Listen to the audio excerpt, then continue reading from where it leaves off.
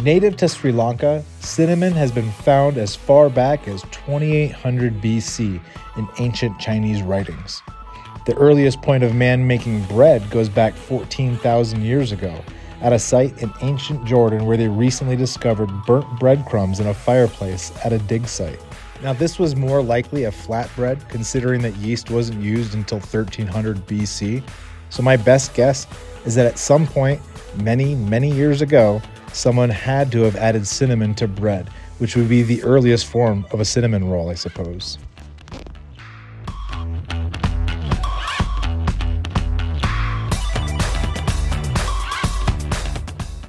At its core, a cinnamon roll consists of a rolled sheet of yeasted dough onto which cinnamon and sugar are sprinkled over a buttered dough, rolled into a shape, cut, and baked.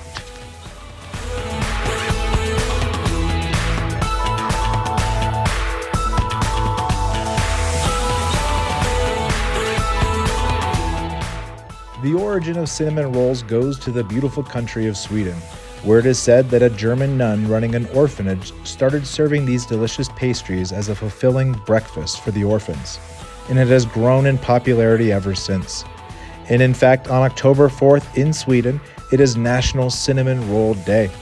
As many things have, they found their way to the United States via Swedish immigrants, and in Philadelphia, they started adding cream cheese frosting on top.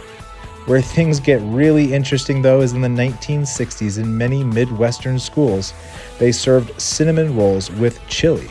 I know this may not sound very tasty to some of you, but trust me when I say, take the dunk.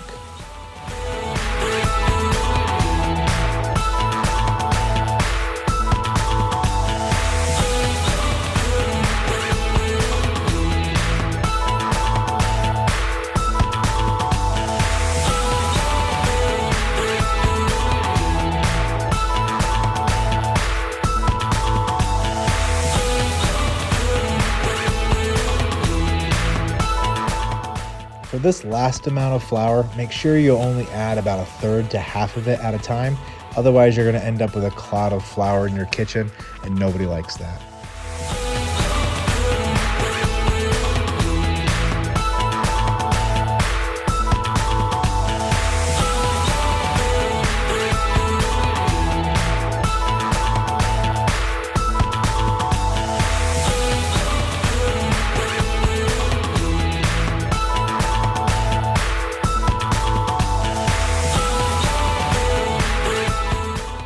Now that we've mixed in stages all of our dough ingredients, it's time to rest our dough.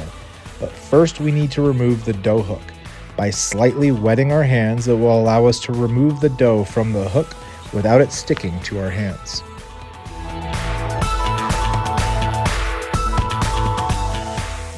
You could place this dough in a slightly oiled bowl to proof, but you could also just directly allow it to proof in this mixing bowl.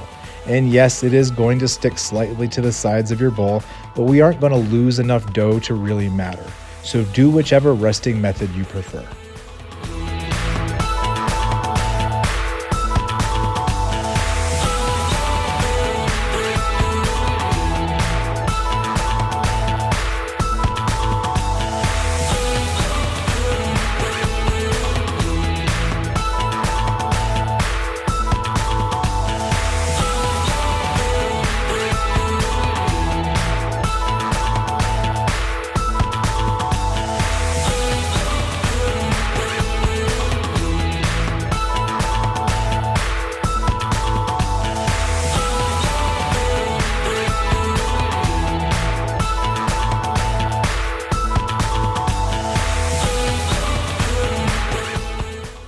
Proofing a second time is crucial.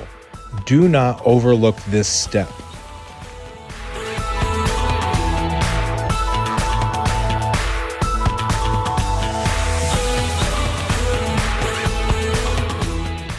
Roll each ball of dough out to a 12 to 14 inch circle. Then set them aside until each ball has been rolled out.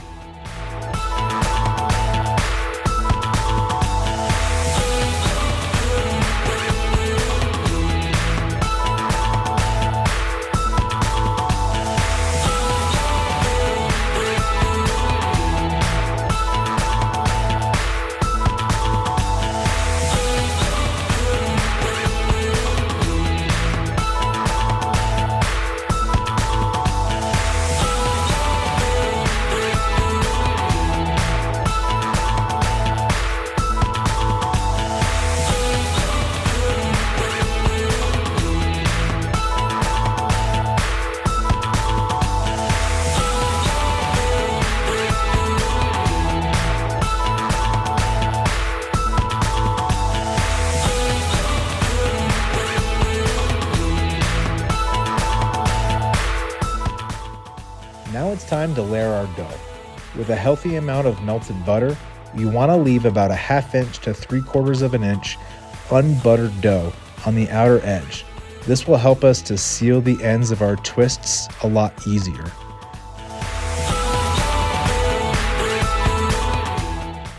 When sprinkling our cinnamon and sugar mixture, make sure that it has the texture of wet sand.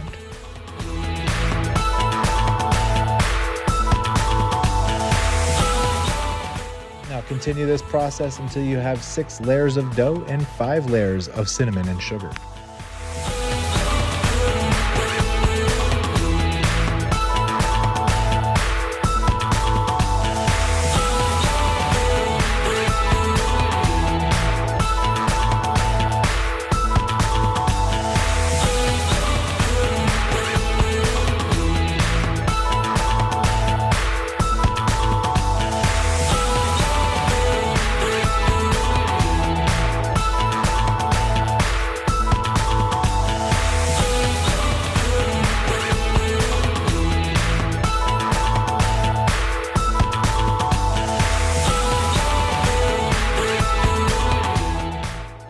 In theory, if you've given yourself that 1/2 inch space on the outside, you can pinch the ends closed before twisting. This is sometimes easier said than done, so give it the old college try. I think 2 twists is fine, but feel free to twist as many times as you like. Just be sure to do the same number of rotations with each section.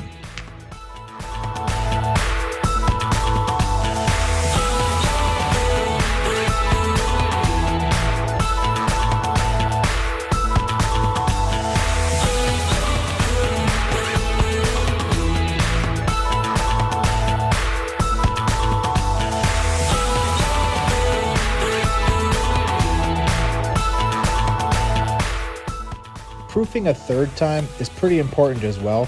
I let mine proof for 2 hours, but it probably should have only been for 1.